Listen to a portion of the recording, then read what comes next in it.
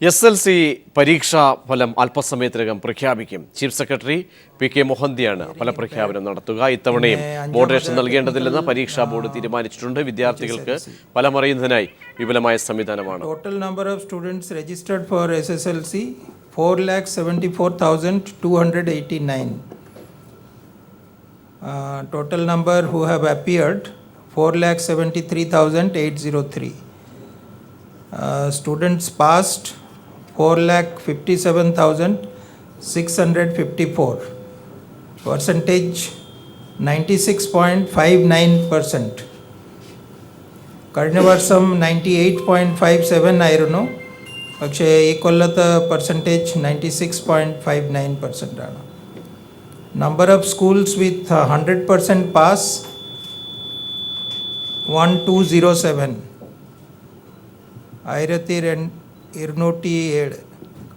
Number of students having A+ grade in all subjects 22,879.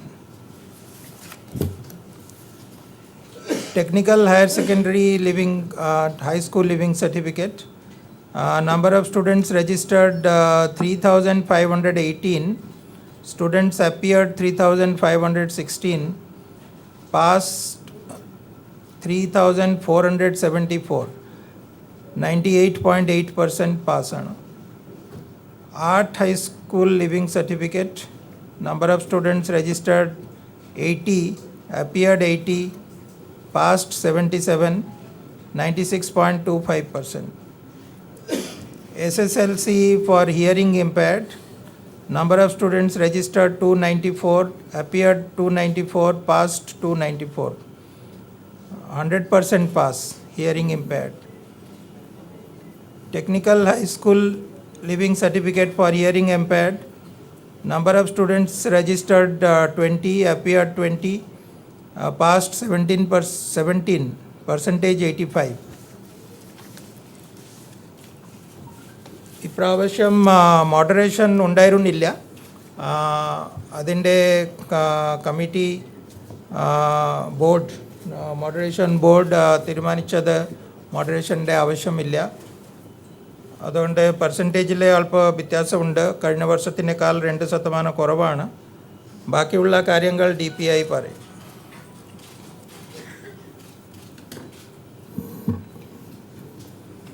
വിശദവിവരങ്ങൾ വായിക്കുകയാണ്. 2015-16 SSLC പരീക്ഷാഫലം പ്രഖ്യാപിക്കുന്നു. 4,74,289 പേർ രജിസ്റ്റർ ചെയ്യുകയും 4,73,803 പേർ എഴുതുകയും ചെയ്ത പരീക്ഷയിൽ 4,57,654 പേർ ഉന്നത വിദ്യാഭ്യാസത്തിന് അർഹത നേടിയിട്ടുണ്ട്. വിജയശതമാനം 96.59%. 21,879 പേർ എല്ലാ വിഷയത്തിനും A+ നേടിയിട്ടുണ്ട്. വിജയശതമാനം കൂടിയ ജില്ല പത്തനംതിട്ടയും കുറഞ്ഞ ജില്ല വയനാടുമാണ്. വിജയശതമാനം കൂടിയ വിദ്യാഭ്യാസ ജില്ല മൂവാറ്റുപുഴയും കുറഞ്ഞ വിദ്യാഭ്യാസ ജില്ല വയനാടുമാണ്. പരീക്ഷ എഴുതിയ എല്ലാ വിദ്യാർത്ഥികളെയും ഉന്നത പഠനത്തിന് അർഹരാക്കിയ 1207 സ്കൂളുകളാണ് സംസ്ഥാനത്തുള്ളത്. ഏറ്റവും കൂടുതൽ വിദ്യാർത്ഥികളെ പരീക്ഷയ്ക്കിരുത്തിയ സ്കൂൾ PKMMHS ഇടരിക്കോട് തിരൂരങ്ങാടിയാണ്. അവിടെ 2,347 പേർ SSLC എക്സാം എഴുതി. ഏറ്റവും കുറവ് വിദ്യാർത്ഥികളെ പരീക്ഷയ്ക്കിരുത്തിയ സ്കൂൾ ഗവൺമെൻറ് ഹൈസ്കൂൾ പെരിഞ്ചാൻകുറ്റിയും GRFTHS ആൻഡ് VHS ബേപ്പൂരും ആണ്. 3 പേർ വീതമാണ് അവിടെ ഉണ്ടായിരുന്നത്. പ്രൈവറ്റ് വിഭാഗത്തിൽ പഴയ സ്കീമിൽ 4,446 പേർ പരീക്ഷ എഴുതിയതിൽ 259 പേരും പുതിയ സ്കീമിൽ 2,123 പേർ പരീക്ഷ എഴുതിയതിൽ 1,223 പേരും ഉന്നത പഠനത്തിന് അർഹത നേടിയിട്ടുണ്ട്. വിജയശതമാനം പഴയ സ്കീമിൽ 58.07% പുതിയ സ്കീമിൽ 57.61% ആണ്. SSLC hearing impaired, THSLC hearing impaired, art school leaving certificate എന്നീ പരീക്ഷകളുടെയും ഫലം ഇതോടൊപ്പം പ്രഖ്യാപിക്കുകയാണ്. ഈ പരീക്ഷകൾക്ക് രജിസ്റ്റർ ചെയ്തതും എഴുതിയതും ഉന്നത പഠനത്തിന് അർഹത നേടിയവരും എണ്ണം ബഹുമാനപ്പെട്ട ചീഫ് സെക്രട്ടറി അറിയിച്ചു കഴിഞ്ഞു. കലാകായിക മത്സരങ്ങളിലും മറ്റും പങ്കെടുക്കുകയും വിജയം വരിക്കുകയും ചെയ്ത വിദ്യാർത്ഥികളിൽ SSLC വിഭാഗത്തിൽ 26,642 പേർക്കും THSLC വിഭാഗത്തിൽ 520 പേർക്കും ഗ്രേസ് മാർക്ക് നൽകുകയുണ്ടായി. SSLC സർട്ടിഫിക്കറ്റുകൾ മെയ് 4-ാം വാരം എല്ലാ പരീക്ഷാ കേന്ദ്രങ്ങളിലും എത്തിക്കുന്നതാണ്. 1-2 പേപ്പറുകൾക്ക് പരാജയപ്പെട്ട വിദ്യാർത്ഥികൾക്കായി മെയ് 23 മുതൽ 27 വരെ പരീക്ഷ നടത്തുന്നതാണ്. അപേക്ഷകൾ ഓൺലൈനായി മെയ് 10 വരെ സമർപ്പിക്കാവുന്നതാണ്. ഉത്തരക്കടലാസുകളുടെ പുനർമൂല്യനിർണ്ണയം, സൂക്ഷ്മ പരിശോധന, ഫോട്ടോ കോപ്പി എന്നിവയ്ക്കുള്ള ഓൺലൈൻ അപേക്ഷകൾ 2016 ഏപ്രിൽ 29 മുതൽ 2016 മെയ് 4 വരെ സ്വീകരിക്കുന്നതാണ്. SSLC പരീക്ഷാഫലം www.parikshabhavan.in, results.itschool.gov.in, result.kerala.gov.in എന്നീ വെബ്സൈറ്റുകളിൽ ലഭ്യമായിരിക്കും.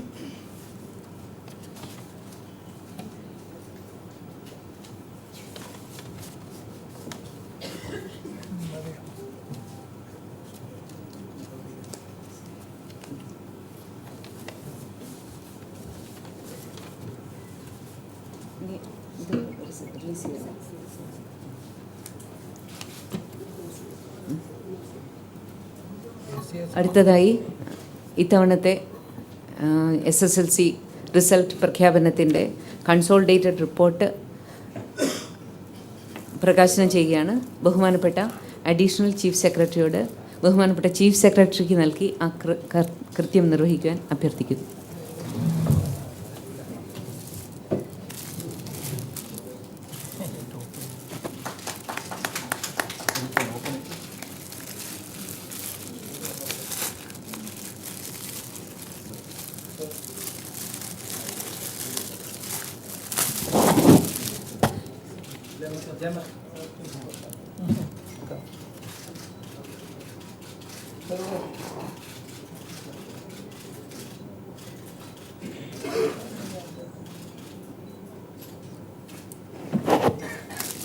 ഇതോടൊപ്പം തന്നെ CD-യുമുണ്ട്.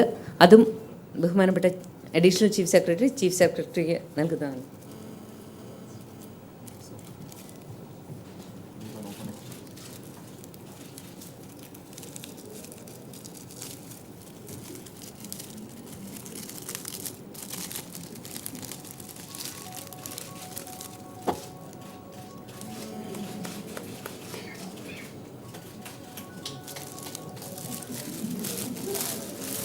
റിപ്പോർട്ടിൻ്റെ കോപ്പികൾ ലഭ്യമാണ്. അത് നിങ്ങൾക്കിപ്പോൾ വിതരണം ചെയ്യുന്നതാണ്.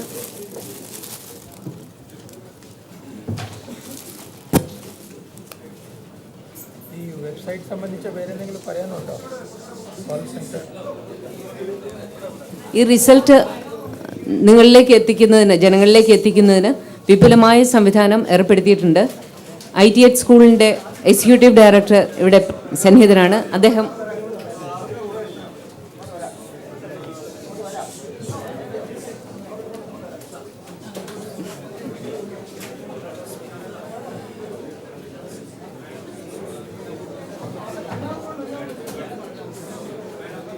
സാരമില്ല, ഇത് കൊടുത്തിട്ടുണ്ടല്ലോ മതിയെന്ന്.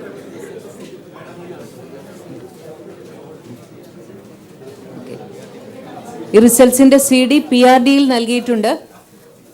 ആവശ്യമുള്ളവർ PRD-യിൽ നിന്ന് അത് കളക്ട് ചെയ്യേണ്ടതാണ്. CD PRD-യിൽ നിന്നായിരിക്കും നിങ്ങൾക്ക് കിട്ടുക.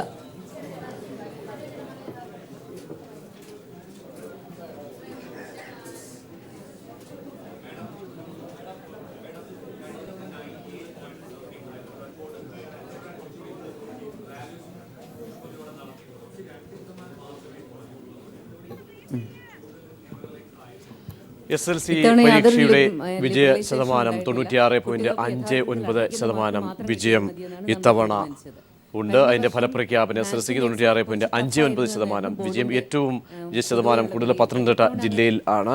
A+ ഏറ്റവും കൂടുതൽ നേടിയത് മലപ്പുറം ജില്ലയിലും കഴിഞ്ഞ വർഷത്തേക്കാൾ വിജയ ശതമാനം കുറഞ്ഞു. എങ്കിൽ പോലും നമുക്ക് 2% മാത്രമാണ് വ്യത്യാസം വന്നത്. ഇതിൽ ശ്രദ്ധിക്കാനുള്ള ഒരു കാര്യം നിങ്ങൾക്ക് കിട്ടിയ റിപ്പോർട്ട് അവലോകനം ചെയ്യുമ്പോൾ മനസ്സിലാക്കാനാകും. അതായത് A+ നോക്കുകയാണെങ്കിൽ കഴിഞ്ഞ വർഷം 15,430 ഉണ്ടായിരുന്നത് ഇത്തവണ 20,879 ആയിട്ടുണ്ട്. അതുപോലെ തന്നെ എ ഗ്രേഡ് ആണെങ്കിൽ 31,760 ഉണ്ടായിരുന്നത് 49,081 ആയിട്ട് വർദ്ധിച്ചു. അതുപോലെ ABCD തൊട്ട് താഴത്തേക്ക് D+ വരെയുള്ള എല്ലാ കാര്യത്തിലും നമ്മുടെ ഗ്രേഡ് ഇമ്പ്രൂവ് ചെയ്യുക ചെയ്തത്. ഇത് നമ്മുടെ വിദ്യാഭ്യാസ വകുപ്പിൻ്റെ ഒരു വിജയം തന്നെയായിട്ടാണ് ഞങ്ങൾ കണക്കാക്കുന്നത്. കാരണം കഴിഞ്ഞ വർഷം ആദ്യം മുതൽ തന്നെ നമ്മൾ വളരെ ശക്തമായി കുട്ടികളുടെ വിദ്യാഭ്യാസ നിലവാരം ഉയർത്തുന്നതിന് വേണ്ടി അങ്ങേയറ്റം പരിശ്രമിച്ചിട്ടുണ്ട്. അതിന് കിട്ടിയ ഒരു പ്രതിഫലമായിട്ടാണ് നമ്മൾ ഈ ഉയർന്ന ഹയർ ഗ്രേഡ്സിനെ കാണുന്നത്.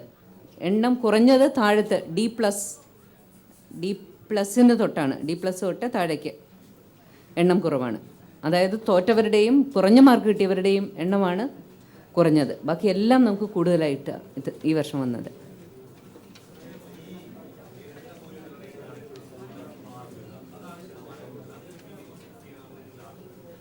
അത് ഇത്തവണത്തെ ബോർഡിൻ്റെ ഒരു സജഷനാണ്. തീരുമാനം എടുക്കേണ്ടത് സർക്കാരാണ്. പക്ഷേ ഇത്തവണ ബോർഡ് കൂടി തീരുമാനം എടുത്തത് അടുത്ത വർഷത്തേക്ക് ഒരു റിട്ടേൺ മാർക്കിന് ഒരു മിനിമം ഫിക്സ് ചെയ്യുക എന്നുള്ളതാണ്. അത് ഹോപ്പ്ഫുള്ളി അടുത്ത വർഷത്തേക്ക് ഗവൺമെൻറ് അക്കാര്യത്തിലൊരു ഉചിതമായ തീരുമാനം എടുക്കും.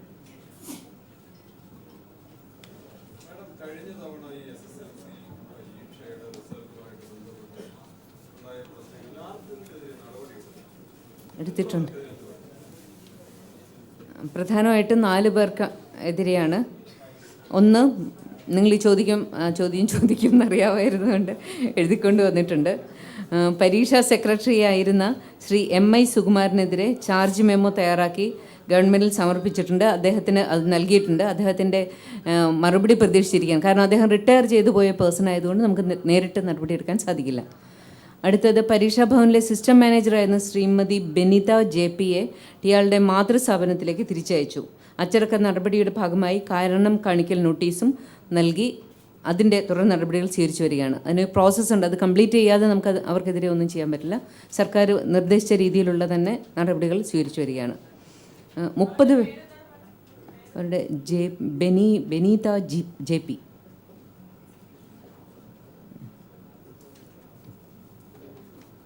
അവരുടെ പരിചയക്കുറവ് ഇതിന് കാരണമായി എന്നാണ് വിലയിരുത്തൽ വന്നിട്ടുള്ളത്.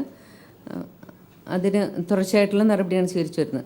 അതുപോലെ 30 വാല്യുവേഷൻ സെൻറ്ററുകളിലെ camp officers, deputy camp officers എന്നിവർക്ക് ചാർജ് മെമ്മോ നൽകി വിശദീകരണം വാങ്ങിയിരുന്നു. ഇവരുടെ വിശദീകരണത്തിൽ നിന്നും സോഫ്റ്റ്വെയറിൻ്റെ പിഴവും ഇതിന് ഒരു കാരണമായിരുന്നു എന്നാണ് അറിഞ്ഞിട്ടുള്ളത്. അക്കാര്യത്തിൽ നമ്മൾ സ്വീകരിച്ചത് ഇത്തവണത്തെ യാതൊരു പിഴവുമില്ലാത്ത സോഫ്റ്റ്വെയർ ആക്കുക എന്നുള്ളതാണ്. അത് കഠിനമായി നമ്മുടെ ശ്രീകുമാർ ഇവിടെ ഇരിക്കുന്നുണ്ട്. അദ്ദേഹത്തിൻ്റെ രാത്രിയും പകലുമുള്ള പ്രവർത്തനമാണ് തീർച്ചയായും ഇത്ര ഭംഗിയായിട്ട് നമുക്ക് ഈ റിസൾട്ട് പ്രഖ്യാപിക്കാൻ ഇടവരുത്തിയത്. അത് അക്നോളജ് ചെയ്യാതെ വയ്യ.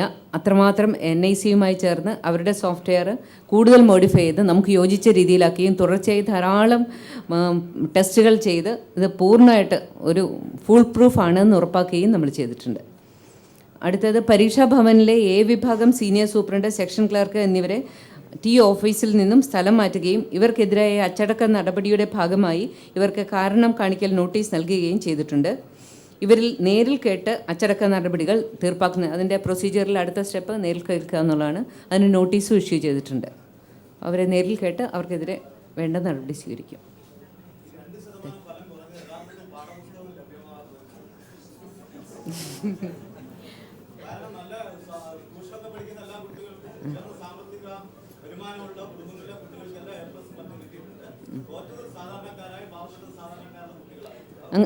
ഇതിനകത്തെ സാമ്പത്തിക സ്ഥിതി ഇതുവരെ ആരും വിശകലനം ചെയ്തു എന്ന് എനിക്ക് തോന്നുന്നില്ല. ചിലപ്പോൾ ഈ തോറ്റ 2% പേരും മുഴുവനും സാമ്പത്തികമായി ഉയർന്നവരായിരിക്കും. അങ്ങനത്തെ അലിഗേഷൻസ് പറയരുത്. കാരണം നമ്മൾ അങ്ങനെ നമ്മൾ കുട്ടികൾക്ക് എല്ലാവർക്കും പുസ്തകം കിട്ടിയ എല്ലാവർക്കും അങ്ങേയറ്റം നല്ല രീതിയിലുള്ള പരീക്ഷ ഇത്തവണ നിങ്ങൾക്കറിയാം, തുടർച്ചയായിട്ട് പേപ്പറുകളിലെല്ലാം തന്നെ വന്നുകൊണ്ടിരുന്നതാണ്. മികവ് എന്ന രീതിയിൽ ഓരോ അതായത് SSA, RMSA, SCERT തുടങ്ങി നമ്മൾ എല്ലാ വിഭാഗവും ഒരുപോലെ ഒന്നിച്ച് കൈകോർത്ത് പ്രവർത്തിച്ച ഒരു വർഷമാണ്. അതിൻ്റെ ഫലമാണ് നമുക്ക് കൂടുതൽ നല്ല റിസൾട്ട് കിട്ടിയത്. പിന്നെ അതിനകത്ത് ഈ എണ്ണം കുറയുക 2% കുറഞ്ഞതിനൊരു കാരണം കൂടിയുണ്ട്. ഇവിടെ കൂടുതലായി കുട്ടികൾ എത്തിച്ചേർന്നതിൻ്റെ ഒരു ഭാഗമുണ്ട്. അതിൻ്റെ ഒരു റിഫ്ലക്ഷൻ കൂടെ ആയിരിക്കും എന്നാണ് നമ്മൾ വിചാരിക്കുന്നത്.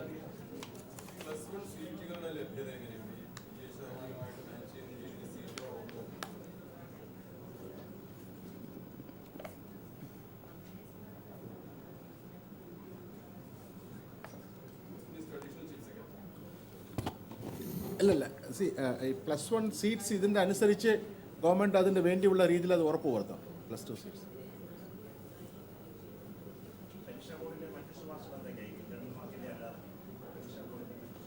ഇതിന് ഒരു കാര്യം ഞാൻ പറഞ്ഞില്ലേ ഇപ്പം ഇത്, അതായത് റിട്ടേൺ എക്സാമിന് ഒരു മിനിമം ഫിക്സ് ചെയ്യണം എന്നുള്ളതാണ് ഏറ്റവും പ്രഥമമായിട്ടുള്ള ശുപാർശ.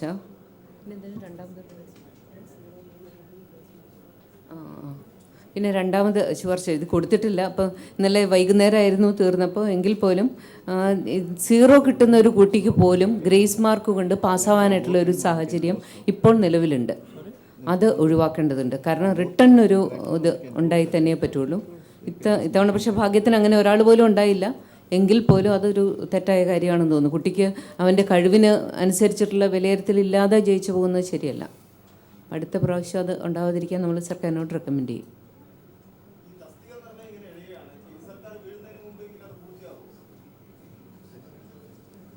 സർക്കാർ വീഴോ ഇല്ലയോ എന്നുള്ളത് ഒരു ചോദ്യം. അത് ഞാൻ ഉത്തരവൊന്നും പറയുന്നില്ല, അത് നിങ്ങൾ തീരുമാനിച്ചോളും.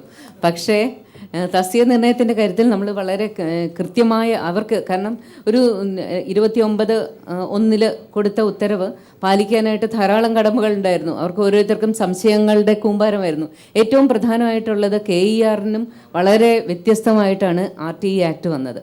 അപ്പോൾ RTE ആക്ടും അതിനോടൊപ്പം വന്ന ഹൈക്കോർട്ടിൻ്റെ ഉത്തരവും കൂടി മനസ്സിലാക്കിയെടുക്കുന്നതിനുള്ള പ്രയാസമാണ് ഇതിന് പ്രധാന കാര്യമായി വന്നത്. അതിന് തുടർച്ചയായി ഇപ്പം ഞാൻ കഴിഞ്ഞ ആഴ്ചയിൽ ധാരാളം പ്രാവശ്യം അവരോട് വീഡിയോ കോൺഫറൻസായും അല്ല നേരിട്ടും ധാരാളം സംശയ ദൂരീകരണങ്ങൾ നടത്തിയെങ്കിലും അതൊന്നും അവർക്ക് തൃപ്തിയായതായിട്ട് എനിക്ക് തോന്നിയില്ല. അപ്പോൾ ഈ കഴിഞ്ഞ ആഴ്ച 3 സോണുകളിലായിട്ട്, തിരുവനന്തപുരം, കോഴിക്കോട്, എറണാകുളം 3 സോണുകളിലായിട്ട് എല്ലാ DDമാരും AEOമാരടക്കമുള്ള സകലരെയും വിളിച്ച് അവർക്ക് വേണ്ട ക്ലാരിഫിക്കേഷൻസ് എല്ലാം വാക്കാൽ അവരുടെ സംശയങ്ങൾ നേരിട്ട് ചോദിച്ച് മനസ്സിലാക്കുകയും ആ സംശയങ്ങൾ അവിടെ വെച്ച് പരിഹരിച്ചു കൊടുക്കുകയും ചെയ്തിട്ടുണ്ട്. അതുകൂടാതെ ഇന്നലെ അവർക്ക് എല്ലാവർക്കും ഒരു സർക്കുലർ കൊടുത്തിട്ടുണ്ട്. അവർക്ക് സംശയമായിട്ട് ഇത്രയും സ്ഥലത്ത് നിന്ന് കിട്ടിയ എല്ലാ സംശയങ്ങളും ക്രോഡീകരിച്ച് അവർക്ക് സംശയങ്ങളെല്ലാം ദൂരീകരിക്കത്തക്ക രീതിയിൽ ഒരു റിട്ടേൺ ആയിട്ട് ഒരു സർക്കുലറും കൂടി ഇന്നലെ കൊടുത്തിട്ടുണ്ട്. അതിനൊപ്പം ഈ മാസം അവസാനത്തിനകം തീർച്ചയായും എല്ലാ സ്റ്റാഫ് ഫിക്സേഷനും കംപ്ലീറ്റ് ആക്കി അപ്പോയിൻമെൻറ്റ്സ് നടത്തിയിരിക്കുന്നതെന്ന് കർശന നിർദ്ദേശവും കൊടുത്തിട്ടുണ്ട്. സോ ഈ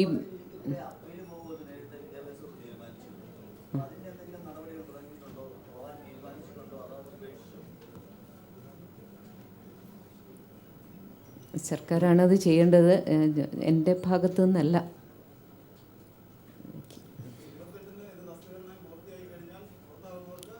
നിങ്ങൾ അറിഞ്ഞിട്ടാ ചോദിക്കുന്നത് എനിക്ക് മനസ്സിലാവുന്നു. കാരണം ഞാൻ പറഞ്ഞത് ഈ മാസം അവസാനം എന്നാണ്, USED 28. സോ അതെല്ലാം കണ്ടു.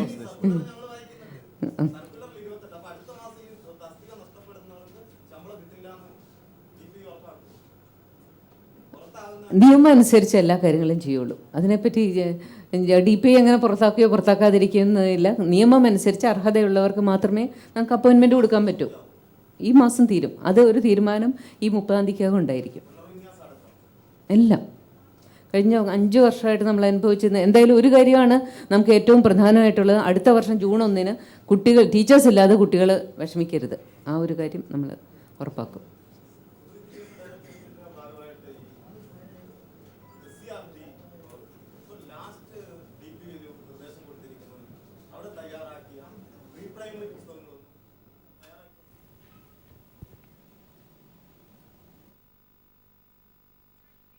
(96.59% വിജയം ഇത്തവണ SLC പരീക്ഷയ്ക്ക് ഫലപ്രഖ്യാപനമാണ് പൂർത്തിയായത്. കഴിഞ്ഞ വർഷത്തേക്കാൾ 2% വിജയം കുറയുകയും ചെയ്തു. ഏറ്റവും കൂടുതൽ വിജയ ശതമാനം പത്തനംതിട്ട ജില്ലയിലാണ്. മോഡറേഷൻ ഇത്തവണ ഇല്ല.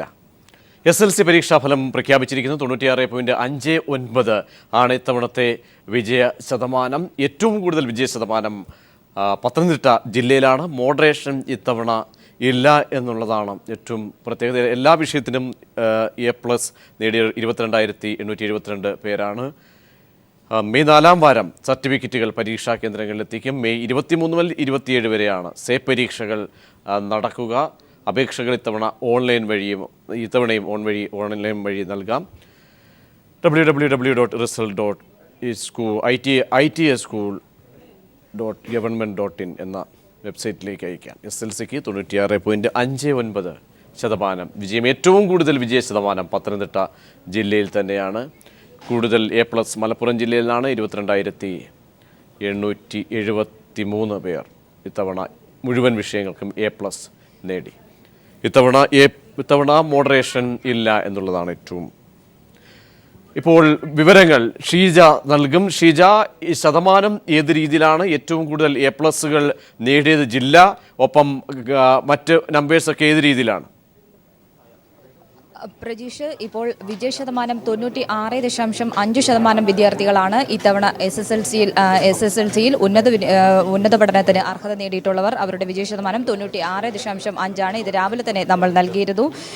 4,74,289 വിദ്യാർത്ഥികളാണ് ഇത്തവണ പരീക്ഷയ്ക്ക് രജിസ്റ്റർ ചെയ്തത്. ഇതിൽ 4,73,803 കുട്ടികളാണ് ഉപരിപഠനത്തിന് അർഹത നേടിയിട്ടുള്ളത്. ഇതിൽ പ്രധാനമായും എടുത്തു പറയേണ്ടത് കഴിഞ്ഞ തവണ വിജയശതമാനം 98.57% അതാണ് ഇത്തവണ 96.59% കുറഞ്ഞിരിക്കുന്നത്. 2% കുറവാണ് ഇത്തവണ SSLCയുടെ വിജയശതമാനത്തിൽ വന്നിരിക്കുന്നത്.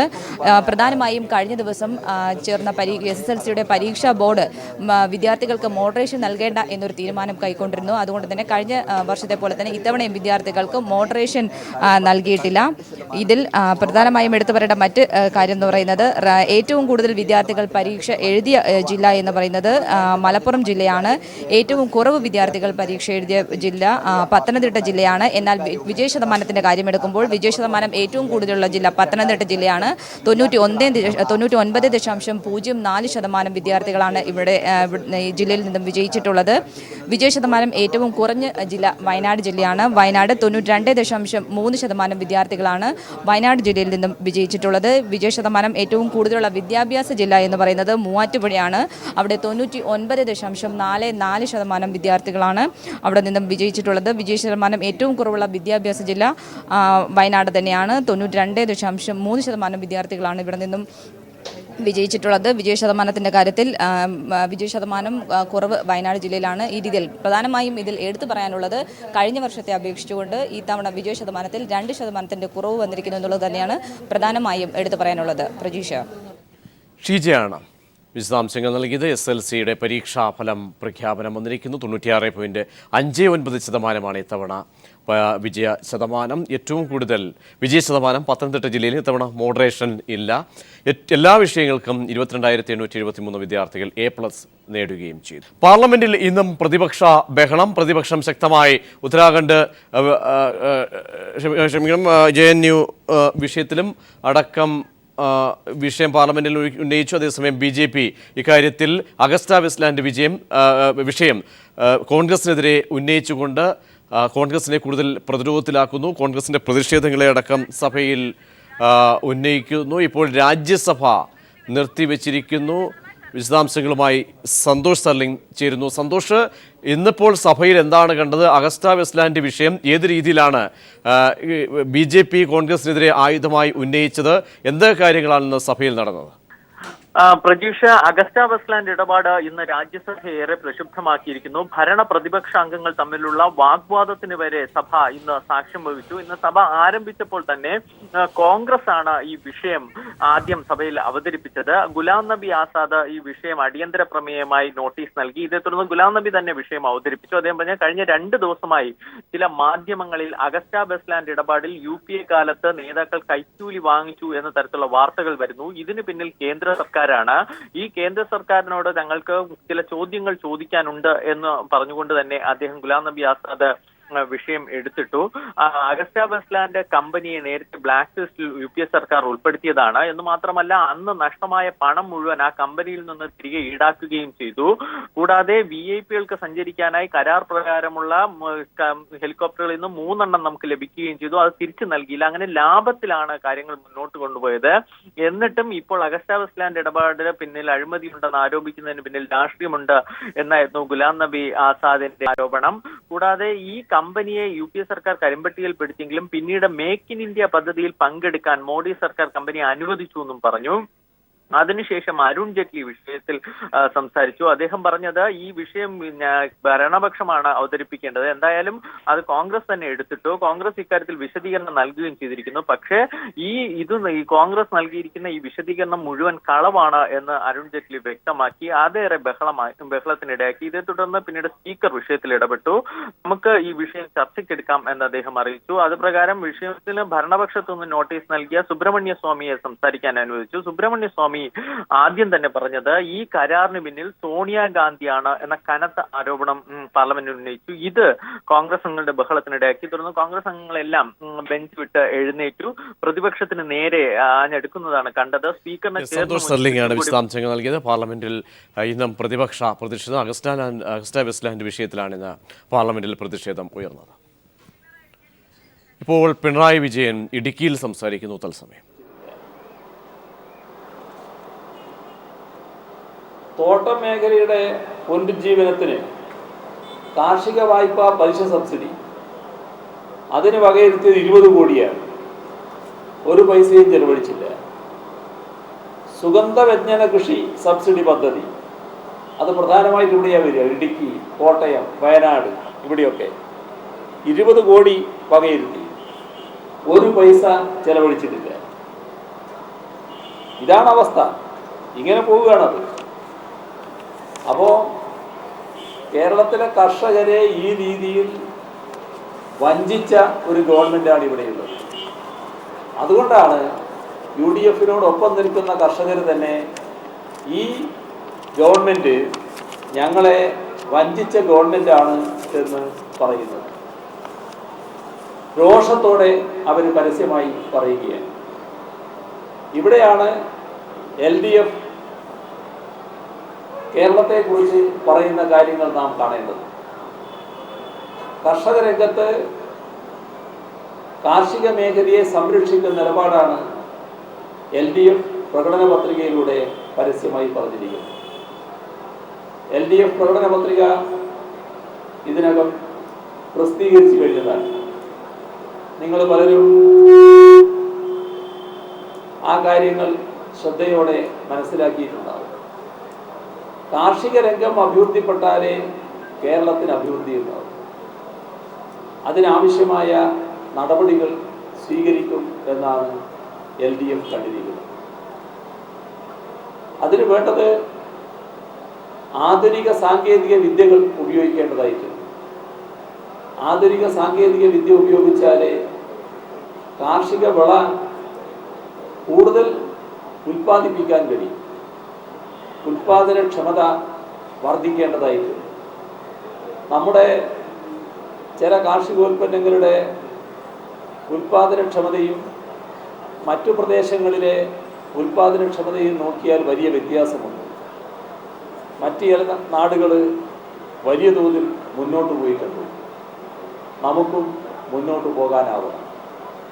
ഇക്കാര്യത്തിൽ LDF കാണുന്നത് കാർഷികോൽപ്പന്ന വർധനവുണ്ടാകുമ്പോൾ തന്നെ ഉൽപ്പാദിപ്പിക്കുന്ന കാർഷികോൽപ്പന്നങ്ങൾക്ക് ന്യായമായ വില ലഭിക്കണം. കാർഷിക ചെലവിനെ അടിസ്ഥാനപ്പെടുത്തി വില നിശ്ചയിക്കണം എന്നാണ് LDF കാണുന്നത്. ആ വിലയിൽ കുറവ് വരുന്ന ഘട്ടത്തിൽ മാർക്കറ്റിൽ ഇടപെട്ട് സർക്കാർ അത് സംഭരിക്കണം. ആ നിശ്ചിത വിലക്ക് സംഭരിക്കാനാവണം. അങ്ങനെ സംഭരിക്കുന്നതിന് കേന്ദ്ര സംസ്ഥാന ഗവൺമെൻറ്റുകൾ കൂടിയുള്ള ഒരു സംവിധാനം ഉറപ്പുവരുത്തണം. ഇങ്ങനെ വന്നാൽ നമ്മുടെ നാട്ടിലെ കർഷകരെല്ലാം സംതൃപ്തരാകും. നല്ല തോതിൽ കൃഷി അഭിവൃദ്ധിപ്പെടും. കേരളത്തിലെ ജൈവ പച്ചക്കറി കൃഷി ചെയ്യുന്ന രീതി ഇന്നെല്ലാവരും ഒരു സംസ്കാരമായി സ്വീകരിച്ചിട്ടുണ്ട്. എല്ലാവരുടെയും വീട്ടുമുറ്റത്ത് ചെറിയ തോതിലെങ്കിലും ജൈവ പച്ചക്കറി കൃഷി നടത്തുന്നുണ്ട്. LDF കാണുന്നത് നാടിന് വേണ്ട പച്ചക്കറിയായാലും മുട്ടയായാലും പാലായാലും ഇതെല്ലാം ഇവിടെ തന്നെ നമുക്ക് ഉൽപ്പാദിപ്പിക്കാൻ കഴിയണം. ആ കാര്യത്തിൽ സ്വയം പര്യാപ്തത നേടാൻ കഴിയേണ്ടതുണ്ട്. ഇത്തരത്തിൽ പച്ചക്കറി കൃഷി സ്വയം പര്യാപ്തത നേടുന്നതിന് LDF പ്രകടന പത്രികയിൽ പറഞ്ഞിരിക്കുന്നത് 50,000 ഹെക്ടർ സ്ഥലത്ത് പച്ചക്കറി കൃഷി വ്യാപിപ്പിക്കണമെന്നാണ്. അങ്ങനെ വരുമ്പോൾ വലിയ ഉൽപ്പന്നമാണ് അവിടെ ഉണ്ടാവുക, വലിയ തോതിൽ ഉൽപ്പാദിപ്പിക്കാൻ കഴിയും. അവ സൂക്ഷിക്കുന്നതിന് സംവിധാനം വേണം, കേടുകൂടാതെ സൂക്ഷിക്കണം. അതിന് ചില്ലിംഗ് പ്ലാന്റുകൾ സ്ഥാപിക്കേണ്ടതായിട്ട് വരും. ഇങ്ങനെ വരുമ്പോൾ എന്താണ് സംഭവിക്കുക? നിലവിലുള്ള കൃഷിക്കാർ മാത്രമല്ല, നിലവിലുള്ള കൃഷിക്കാരെല്ലാം ഈ കാര്യത്തിൽ ആവേശഭരിതരാകും, നല്ല നിലക്ക് കൃഷിയിൽ വ്യാപൃതരാകും. എന്നാൽ പുതിയ തലമുറയും കൃഷിയിലേക്ക് കടക്കും. അങ്ങനെ 10,000-കണക്കിന് ആളുകൾക്ക് പുതിയ തൊഴിലവസരം കാർഷിക രംഗത്തിലൂടെ ഉറപ്പുവരുത്താൻ കഴിയും. കാർഷിക കേരളത്തിൻ്റെ വികസനമാണ് കേരള വികസനത്തിൻ്റെ അടിത്തറ എന്ന് LDF കാണുകയാണ്. കർഷകരെ അസംതൃപ്തിയിലാക്കിയിട്ട് കേരളത്തിൽ ഒരു വികസനവും നടക്കില്ല. കേരളത്തിൻ്റെ വികസനം ശരിയായ രീതിയിൽ ഉറപ്പുവരുത്തുന്നതിന് കൃഷിക്കാർ അവർ നേരിടുന്ന പ്രശ്നങ്ങൾ പരിഹരിച്ചുകൊണ്ട് സംതൃപ്തരാവണം എന്നാണ് LDF കാണുന്നത്. ഇതോടൊപ്പം തോട്ടം മേഖലയിലുള്ള മറ്റു പ്രശ്നങ്ങളുണ്ട്. ഏറ്റവും ഗുരുതരമായ പ്രശ്നം അവിടെയുള്ള ലയങ്ങളിൽ താമസിക്കുന്നവരുടെ കാര്യമാണ്. നമ്മുടെ കേരളം വലിയ തോതിൽ അഭിവൃദ്ധിപ്പെട്ടൊരു നാടാണ്. ആ അഭിവൃദ്ധി മറ്റെല്ലാവരും അംഗീകരിക്കുന്നതാണ്. പല പേരുകളും നമുക്കുണ്ട്. അതിലൊന്നാണ് ഈ നാടിനെ പറ്റി മറ്റുള്ളവർ പറയുന്ന ഒരു കാര്യം, കേരള മോഡൽ വികസനം. അതിനെല്ലാം അർഹത നമുക്കുണ്ട്. പക്ഷേ നമ്മുടെ നാടിൻ്റെ പൊതുവായ രീതിക്ക് ചേരാത്ത രീതിയിലാണ് ഇന്നത്തെ തോട്ടം തൊഴിലാളികൾ താമസിക്കുന്ന നിലയുള്ളത്. പൊട്ടിപ്പൊളിഞ്ഞതും ആവാസയോഗ്യമല്ലാത്തതും വൃത്തിഹീനവും വലിയ തോതിൽ മലിനമായതുമാക്കിയായ ഇടങ്ങളിലാണ് തൊഴിലാളികൾ താമസിക്കേണ്ടി വരുന്നത്. ഇക്കാര്യത്തിൽ വലിയ തോതിലുള്ള പ്രക്ഷോഭം ഇവിടെ തന്നെ നടന്നതാണ്. LDF കാണുന്നത് ഇതിന് പരിഹാരം വേണമെന്നാണ്.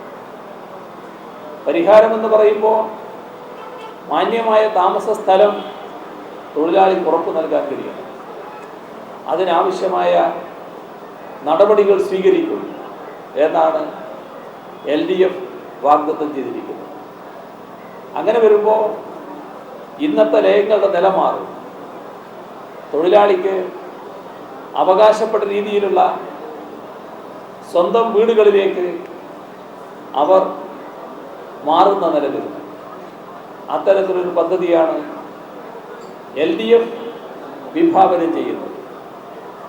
ഇടുക്കി ജില്ലയുമായി ബന്ധപ്പെട്ട് നമ്മുടെ നാട്ടിൽ കസ്തൂരി രംഗൻ റിപ്പോർട്ട് ജനങ്ങളെ കാണാതെയുള്ള നടപടികളെന്ന നിലക്കാണ് വന്നത്. ഗോവക്ക് ഇളവുകൾ നേടാൻ കഴിയും. നമുക്ക് നമ്മുടെ സംസ്ഥാന ഗവൺമെൻറ്റിന് കൃഷിക്കാരുടെ കാര്യത്തിലോ ഇടുക്കിയിലെ ജനങ്ങളുടെ കാര്യത്തിലോ താല്പര്യമില്ലാത്തതുകൊണ്ട് പ്രത്യേക ഇളവുകളൊന്നും നേടാനായില്ല. ഇക്കാര്യത്തിൽ ജനങ്ങളെ കണ്ടുകൊണ്ടുള്ള സമീപനം സ്വീകരിക്കാനാവണം. ജനങ്ങൾക്കാണ് മുൻഗണന. ജനങ്ങൾക്ക് മുൻഗണന നൽകിക്കൊണ്ട് നമ്മുടെ നാടിൻ്റെ പാരിസ്ഥിതിക പ്രശ്നങ്ങൾ സംരക്ഷിക്കാനാണ് LDF തയ്യാറാവുക. അപ്പോൾ കസ്തൂരി രംഗൻ റിപ്പോർട്ടിൻ്റെ ഭാഗമായി വരുന്ന ജനങ്ങൾക്ക് ദ്രോഹകരമായ വ്യവസ്ഥകൾ അത് ജനങ്ങൾക്ക് ദ്രോഹകരമാകാതിരിക്കാനും ജനങ്ങളുടെ സംരക്ഷണം ഉറപ്പുവരുത്താനും ഉതകുന്ന നടപടികളിലേക്ക് നീങ്ങണം എന്നാണ് LDF കാണുന്നത്. ഇത് നേരത്തെയും LDF വ്യക്തമാക്കിയ കാര്യമാണ്. എന്നാൽ ഒരു തെരഞ്ഞെടുപ്പും ആ തെരഞ്ഞെടുപ്പിന് ശേഷം ഒരു ഗവൺമെൻറ്റും നമ്മുടെ സംസ്ഥാനത്ത് രൂപീകരിക്കപ്പെടുമ്പോൾ എങ്ങനെയാണ് LDF ഈ പ്രശ്നങ്ങളെ കൈകാര്യം ചെയ്യുക എന്നതാണ് ഇതിലൂടെയെല്ലാം LDF വ്യക്തമാക്കുന്നത്. അപ്പോൾ കൃഷിക്കാരുടെയും തോട്ടം തൊഴിലാളികളുടെയും നമ്മുടെ ഇടുക്കി ജില്ലയിൽ താമസിക്കുന്ന മൊത്തം ജനങ്ങളുടെയും പ്രശ്നങ്ങൾ കണ്ടുകൊണ്ടുള്ള സമീപനമാണ് LDF സ്വീകരിച്ചിട്ടുള്ളത്. നമ്മുടെ കേരളത്തിൽ ഒരുപാട് പ്രശ്നങ്ങൾ ഇന്ന് നിലനിൽക്കുകയാണ്. ആ പ്രശ്നങ്ങളിലേക്കാകെ ഞാനിപ്പോൾ കടന്നു പോകുന്നില്ല. കാരണം നമ്മുടെ കാലാവസ്ഥയുടെ അവസ്ഥ ഇടുക്കിയിലും നല്ലതുപോലെ ബാധിക്കുന്ന നിലയാണല്ലോ. പണ്ട് കാലങ്ങളിലാണെങ്കിൽ നിങ്ങൾക്ക് ഈ സമയത്ത് മീറ്റിംഗ് ചേരുന്നതിന് വലിയ ബുദ്ധിമുട്ടില്ല. കുറച്ചൊരു ചെറിയ സുഖത്തോടെ തന്നെ ഈ വെയിൽ നിങ്ങൾക്ക് പണ്ട് കൊള്ളാൻ പറ്റുമായിരുന്നു. എന്നാൽ ഇന്ന് അതല്ല. ഇന്ന് ഭയങ്കര വെയിലായതുകൊണ്ട് തന്നെ നമുക്ക് വെയിലത്ത് നിന്നുകൊണ്ട് മീറ്റിംഗ് പങ്കെടുക്കാനുള്ള വിഷമമുണ്ട്. അത് മനസ്സിലാക്കിക്കൊണ്ട് തന്നെ നമ്മുടെ നാടാകെ നേരിടുന്ന ഒരുപാട് പ്രശ്നങ്ങളിലേക്ക് ഞാൻ ഈ ഘട്ടത്തിൽ കടന്നു പോകുന്നില്ല. എന്നാൽ ഒരു കാര്യം നാം കാണണം, കേരളത്തിലെ UDFനെ ജനങ്ങളാകെ കൈയൊഴിഞ്ഞിരിക്കുന്നു. ഇത് UDFന് നല്ല ധാരണയുണ്ട് തങ്ങളെ കൈയൊഴിഞ്ഞു എന്നുള്ളത്. അത് വെച്ച് ജനവിധിയെ അവർ ഭയപ്പെടുകയാണ്. ജനവിധിയെ ഭയപ്പെടുന്നത് UDF മാത്രമല്ല, ജനവിധിയെ ഭയപ്പെടുന്ന മറ്റൊരു കൂട്ടരുണ്ട്. അവരാണ് RSS. RSS ആണ് കേരളത്തിലെ ഒരു അക്കൗണ്ട് എങ്ങനെയെങ്കിലും തുടങ്ങണം എന്ന് വലിയ താല്പര്യത്തിൽ നിൽക്കുന്ന ഒരു സംഘടന. RSS ആണല്ലോ BJPയുടെ ഒക്കെ നേതാവ്. അതുകൊണ്ടാണ് RSS എന്ന് പറയുന്നത്. BJP ആണ് മത്സരിക്കുന്ന പാർട്ടി, അല്ലെങ്കിൽ മുന്നണി എന്ന നിലയ്ക്ക് NDA ആണ്. പക്ഷെ അതിൻ്റെയൊക്കെ യഥാർത്ഥ നേതാവ് RSS ആണ്. അക്കൗണ്ട് തുടങ്ങണം. അക്കൗണ്ട് തുടങ്ങാൻ കേരളം സമ്മതിക്കുന്നില്ല. എന്തുകൊണ്ടാണ് കേരളം സമ്മതിക്കാത്തത്? കേരളം വളർത്തിയെടുത്തൊരു സംസ്കാരമുണ്ട്. ആ സംസ്കാരവും RSSന്റെ തത്വശാസ്ത്രവും ഒന്നിച്ചു പോകില്ല. ജാതിഭേദവും മതദ്വേഷവും ഇല്ലാതെ എല്ലാവരും സോദരത്വേന വാഴുന്ന സംസ്കാരമാണ് കേരളത്തിനുള്ളത്. ആ സംസ്കാരത്തിന് വർഗീയതയിലും വർഗീയ സംഘർഷത്തിലും വർഗീയ കലാപത്തിലും ഹരം കൊള്ളുന്ന RSSന് ഉൾക്കൊള്ളാൻ കഴിയില്ല. ഇതാണ് പ്രശ്നം. അതുകൊണ്ടാണ് ഒരു മണ്ഡലവും RSSനെ സ്വീകരിക്കാൻ തയ്യാറാകാത്തത്. അപ്പോൾ RSS എങ്ങനെയെങ്കിലും ശക്തിപ്പെടണമെന്ന് തീരുമാനിച്ചു. അതിനവർ കണ്ട ഒരു എളുപ്പമാർഗം ജാതി സംഘടനകളെ ഒപ്പം നിർത്താം. അങ്ങനെ ജാതി സംഘടനകളെ ഒപ്പം നിർത്താനുള്ള നടപടികൾ ആരംഭിച്ചു. അതിൻ്റെ ഭാഗമായാണ് വെള്ളാപ്പള്ളി നടേശനെ കൂടെ നിർത്തിയത്. വെള്ളാപ്പള്ളി നടേശൻ എന്നത് SNDP യോഗത്തിൻ്റെ ജനറൽ സെക്രട്ടറിയാണ്. അപ്പോൾ വെള്ളാപ്പള്ളി നടേശൻ RSSന്റെ കൂടെയായാൽ SNDPയിൽ അണിനിരുന്നവരെല്ലാം വെള്ളാപ്പള്ളി വഴി RSSലേക്ക് എത്തുമെന്നാണ് RSSകാർ പ്രതീക്ഷിച്ചത്. SNDPയിൽ അണിനിരുന്നവർ വെള്ളാപ്പള്ളിയെ കണ്ടുകൊണ്ടല്ലോ RSSൽ അണിനിരുന്നത്, SNDPയിൽ അണിനിരുന്നത്. SNDPയിൽ അണിനിരുന്നവർ ശ്രീനാരായണ ദർശനം അംഗീകരിച്ചു കൊണ്ടുപോയവരാണ്. ഇവിടെ കാണേണ്ട ഒരു വസ്തുത, ശ്രീനാരായണ ഗുരു SNDP സ്ഥാപിച്ചു. SNDP എന്ന് പറഞ്ഞാൽ എന്താ? ശ്രീനാരായണ ധർമ്മ പരിപാലനം. ഒരു ജാതി സംഘടന, ജാതിയുടെ പേരല്ല ശ്രീനാരായണ ഗുരു വിട്ടത്. താൻ സ്ഥാപിക്കുന്ന സംഘടന ശ്രീനാരായണ ധർമ്മം പരിപാലിക്കാനുള്ളതാണ്, അത് പ്രചരിപ്പിക്കാനും അത് ജനങ്ങളിലേക്ക് എത്തിക്കാനുമുള്ളതാണ്. ഇതാണ് ശ്രീനാരായണ ഗുരു ഉദ്ദേശിച്ചത്. അങ്ങനെ ശ്രീനാരായണ ധർമ്മം നെഞ്ചേറ്റിയവരാണ് SNDP അണിനിരന്നത്. ശ്രീനാരായണ ധർമ്മവും RSSന്റെ തത്വശാസ്ത്രവും തീർത്തും വിപരീത ദിശയിലുള്ളതാണ്, രണ്ട് ധ്രുവങ്ങളിൽ നിൽക്കുന്നതാണ്. അതുകൊണ്ട് തന്നെ SNDPക്കകത്ത് അണിനിരന്ന ശ്രീനാരായണ ധർമ്മം നെഞ്ചേറ്റിയവർക്ക് RSSനോടൊപ്പം പോകാൻ കഴിയില്ല. ഇതുകൊണ്ടാണ് കഴിഞ്ഞ പഞ്ചായത്ത് തെരഞ്ഞെടുപ്പിൽ വെള്ളാപ്പള്ളി നടേശൻ കടഞ്ഞ് ശ്രമിക്കുകയും RSS നല്ലതുപോലെ ആഗ്രഹിക്കുകയും ഉമ്മൻചാണ്ടി നല്ല പ്രതീക്ഷ വെച്ച് പുലർത്തുകയും ഒക്കെ ചെയ്തെങ്കിലും SNDP അണിനിരന്നവർ RSSനടുത്തേക്ക് പോകാതിരുന്നത്. ആ ക്ഷീണം മാറിക്കഴിഞ്ഞിട്ടില്ല. വെള്ളാപ്പള്ളി നടേശനും മാറിയിട്ടില്ല, RSSനും മാറിയിട്ടില്ല. കണക്കൂട്ടൽ പിഴച്ച മനോവേദനയിലാണ് ഉമ്മൻചാണ്ടിയും നിൽക്കുന്നത്. അപ്പോൾ ഇപ്പോൾ BDJS രൂപീകരിച്ചു. SNDP നേതാക്കന്മാരായിട്ടുള്ള ചിലർ തന്നെ BDJSന്റെ നേതാക്കന്മാരായിട്ട് വന്നിരിക്കുന്നു. അവർ SNDPയിലുള്ളവരെ BDJS വഴി RSSലേക്ക് എത്തിക്കാനാണ് ഉദ്ദേശിക്കുന്നത്. RSS ഈ അടുത്ത കാലത്ത് ഒരു നയം വ്യക്തമാക്കിയിട്ടുണ്ടായി. RSSന്റെ തലവൻ മോഹൻ ഭാഗവത്താണ് നിലപാട് വ്യക്തമാക്കിയത്. മോഹൻ ഭാഗവത് പറഞ്ഞു, രാജ്യത്ത് സംവരണം പാടില്ല, അപ്പോൾ സംവരണം എടുത്തു കളയണം. അത് പലവട്ടം പറഞ്ഞപ്പോൾ രാജ്യത്തൊരു വിവാദമായി. അങ്ങനെ വന്നപ്പോൾ പ്രധാനമന്ത്രി നരേന്ദ്രമോദിക്ക് അതിലിടപെട്ടുകൊണ്ട് സംസാരിക്കേണ്ടി വന്നു, ഒരു വിശദീകരണം. നരേന്ദ്രമോദി പറഞ്ഞു, പട്ടികജാതി പട്ടികവർഗത്തിനുള്ള സംവരണം തുടരും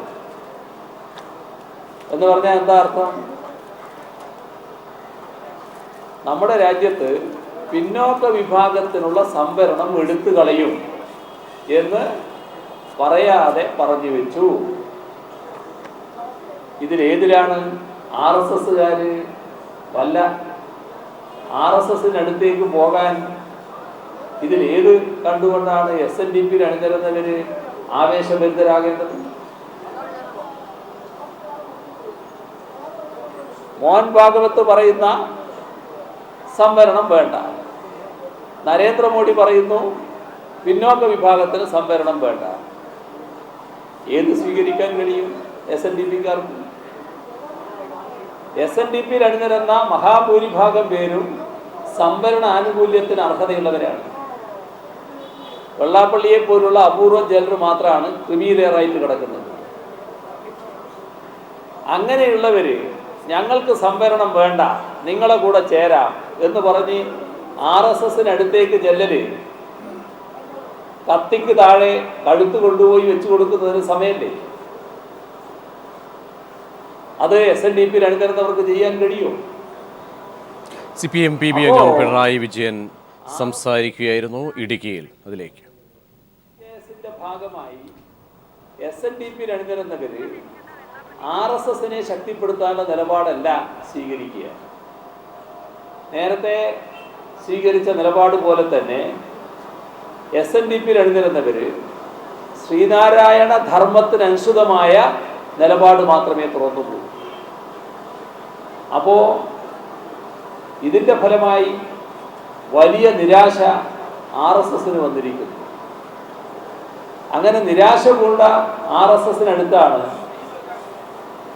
ഉമ്മൻചാണ്ടിയും കൂട്ടരും പുതിയൊരു ഓഫർ വെക്കുന്നത്. ഉമ്മൻചാണ്ടിയും കൂട്ടരും പറയുന്നത്, നിങ്ങൾ നിരാശപ്പെടേണ്ട, നിങ്ങൾക്ക് അക്കൗണ്ട് തുടങ്ങുകയല്ലേ വേണ്ടത്, ഞങ്ങൾ സഹായിക്കാം. പക്ഷേ പ്രത്യുപകാരം ചെയ്യും. സഹായിക്കാൻ ഉമ്മൻചാണ്ടി UDF തയ്യാറ്, വ്യവസ്ഥ പ്രത്യുപകാരം ചെയ്യണം. എന്താ ഉദ്ദേശിക്കുന്നത്? ഇവിടെ 140 മണ്ഡലം, ചില മണ്ഡലത്തിൽ RSSനെ വിജയിപ്പിക്കാൻ വേണ്ടി UDF സഹായിക്കും. RSSന് ഒരു കാര്യം ബോധ്യമായി, BDJS-ഉം മറ്റുള്ളവരും ഒന്നും സഹായിച്ചാലൊന്നും തങ്ങൾക്ക് രക്ഷപ്പെടാനാകില്ല. അപ്പോൾ UDF-ന്റെ സഹായം ലഭിക്കുമെങ്കിൽ അതാകാം എന്നാണ് RSS നേതൃത്വത്തിന് കണക്കൂട്ടുന്നത്. ഒരു അക്കൗണ്ട് എങ്ങനെയെങ്കിലും തുടങ്ങാം. ഇതാണ് RSSന്റെ താല്പര്യം. പക്ഷേ ഉമ്മൻചാണ്ടി പറയുന്നത് മറിച്ചല്ല, മറ്റ് നിയോജക മണ്ഡലങ്ങളിൽ നിങ്ങൾ ഞങ്ങളെ സഹായിക്കണം. ഇത് ആദ്യത്തേതല്ല. ഇങ്ങനൊരു കള്ളക്കളി പണ്ടിവിടെ നടന്നിട്ടുണ്ട്. പക്ഷേ ഞങ്ങളിത് പറഞ്ഞപ്പോൾ ഉമ്മൻചാണ്ടി പറയുന്നത് ഇതൊക്കെ ന്യൂനപക്ഷത്തെ പീഡിപ്പിക്കാൻ വേണ്ടി LDF പറയുന്നതാണ് എന്നാണ്. ഞങ്ങളൊരു പക്ഷത്തെയും പീഡിപ്പിക്കാൻ നടക്കുന്നവരല്ല. ഞങ്ങൾക്ക് മതനിരപേക്ഷ നിലപാടാണുള്ളത്. ഇപ്പോൾ ന്യൂനപക്ഷത്തെ പീഡിപ്പിക്കുന്നവർ ഞങ്ങളും ഭൂരിപക്ഷത്തിൻ്റെ ആളുകൾ തങ്ങളും എന്നാണ് ഉമ്മൻചാണ്ടി പറയാൻ നോക്കുന്നത്. ഉമ്മൻചാണ്ടി മനസ്സിലാക്കേണ്ടത് കേരളത്തിലെ ജനങ്ങളിൽ മഹാഭൂരിപക്ഷം, അതിൽ ഭൂരിപക്ഷ ന്യൂനപക്ഷ വ്യത്യാസമൊന്നുമില്ല, മഹാഭൂരിപക്ഷം മതനിരപേക്ഷമായി ചിന്തിക്കുന്നവരാണ്. ആ മതനിരപേക്ഷതയുടെ കാര്യത്തിലാണ് ഞങ്ങൾക്ക് താല്പര്യം. മതനിരപേക്ഷതയാണ് ഇവിടെ സംരക്ഷിക്കപ്പെടേണ്ടത്. മതനിരപേക്ഷത സംരക്ഷിക്കപ്പെടണമെങ്കിൽ വർഗീയതയോട് ഇളവ് കാണിക്കരുത്. വർഗീയതയെ വിട്ടുവീഴ്ചയില്ലാതെ എതിർക്കാൻ തയ്യാറാകണം. നിങ്ങൾ സ്വീകരിക്കുന്ന സമീപനത്തിൻ്റെ ഫലം കോൺഗ്രസ് രാജ്യമാസകലം അനുഭവിക്കുന്നതാണ്. നിങ്ങൾ വർഗീയതയെ എതിർക്കാത്തതിൻ്റെ ഫലമായിട്ടാണ് നിങ്ങളുടെ കൂട്ടത്തിലുള്ള നേതാക്കന്മാർ തന്നെ രാജ്യവ്യാപകമായി കോൺഗ്രസ് വിട്ട് BJP-യിലേക്ക് ചേക്കേറിയത്. ഇന്നത്തെ പത്രത്തിലൊരു വാർത്തയുണ്ട്. ത്രിപുരയിലെ പ്രതിപക്ഷ നേതാവ്, കോൺഗ്രസ് നേതാവാണ്, പ്രതിപക്ഷ നേതാവ് അടക്കമുള്ളവർ കോൺഗ്രസ് വിട്ട് BJP-യിലേക്ക് ചേക്കേറുന്നു. പിണറായി വിജയൻ ഇടുക്കിയിൽ സംസാരിക്കുകയായിരുന്നു. വയനാട്ടിൽ കാർഷിക മേഖലയെ കടുത്ത പ്രതിസന്ധിയിലാക്കി വരൾച്ച. കാപ്പി, കുരുമുളക്, വാഴ എന്നിവയുൾപ്പെടെ വലിയ വിളനാശമാണ് നേരിടുന്നത്. വേനൽ മഴയുടെ കുറവ് മിക്ക വിളകളെയും ബാധിച്ചു കഴിഞ്ഞു. കാപ്പിയും കുരുമുളകും വാഴയുമെല്ലാം ഉണങ്ങിക്കരിഞ്ഞത് ജില്ലയിലെ കാർഷിക മേഖലയെ കടുത്ത പ്രതിസന്ധിയിലേക്കാണ് നയിക്കുന്നത്. ഇത്തവണ വേനൽ മഴയിൽ മുൻകാലങ്ങളെ അപേക്ഷിച്ച് വലിയ കുറവാണുണ്ടായത്. ശരാശരി 150 മില്ലിമീറ്റർ മഴ ലഭിച്ചിരുന്ന വേനൽക്കാലത്ത് ഈ വർഷം ഇത് 58 മില്ലിമീറ്റർ മാത്രമാണ്. അടുത്ത വർഷം കാപ്പി ഉൽപ്പാദനത്തിൽ വലിയ തിരിച്ചടിയുണ്ടാകുമെന്ന് കർഷകർ പറയുന്നു. കുരുമുളകിനും നെല്ലിനുമെല്ലാം സമാനമായ പ്രതിസന്ധിയാണ് വരാൻ പോകുന്നത്. കൊടിയാണ് പറ്റ പോയ കൊടിയാണ്, മൊത്തം കൊടി പോയി. ഞങ്ങളൊക്കെ അക്കരെ പറമ്പിൽ ഇങ്ങേ സൈഡിലൊന്നും ഒറ്റ കൊടിയില്ല. കബനി നദി വറ്റിവരണ്ടതോടെ പുൽപ്പള്ളി, മുള്ളൻകൊല്ലി പ്രദേശങ്ങൾ സമാനതകളില്ലാത്ത പ്രതിസന്ധിയെയാണ് നേരിടുന്നത്.